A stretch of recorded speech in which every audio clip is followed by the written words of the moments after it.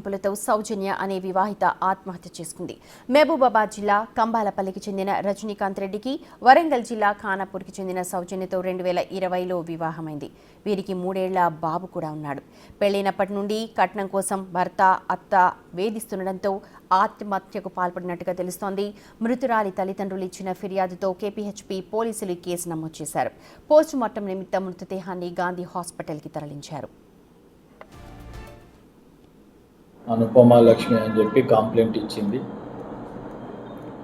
అత్త మీద ప్లస్ భర్త రజనీకాంత్ మీద ప్లస్ మర్ది శ్రీకాంత్ రెడ్డి మీద 304B మ్యారేజ్ అయ్యి 4 years అయింది కాబట్టి డౌరీ హరాస్మెంట్ ఉంది. గతంలో కూడా 4-5 సార్లు పెద్దల సమక్షంలో పంచాయతీ పెట్టుకున్నారు. వాళ్ళు కాంప్రమైజ్ అయ్యి మళ్ళీ సంసారం చేస్తారు. ఈ సంసారం చేసే భాగంలో భర్త అత్త బాగా సతాయించడము, డౌరీ హరాస్మెంట్ చేయడము, కొట్టడము, తాళలేక ఆమె ఊరేసుకొని చనిపోయి సూసైడ్ నోట్ రాసింది. సూసైడ్ నోట్ సీజ్ చేసుకున్నాము. కేసు రిజిస్టర్ చేసి ఇన్వెస్టిగేషన్లో డెడ్ బాడీని గాంధీకి పంపించినాం. పోస్టుమార్టం చేసి ఇన్వెస్టిగేషన్ చేస్తాం.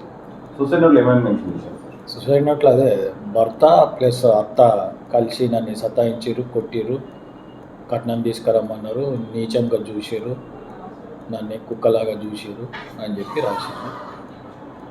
దానిపైన కేసు రిజిస్టర్ చేసుకొని MROతో ఎంక్వైరీ చేపిస్తున్నాం. తగిన చర్యలు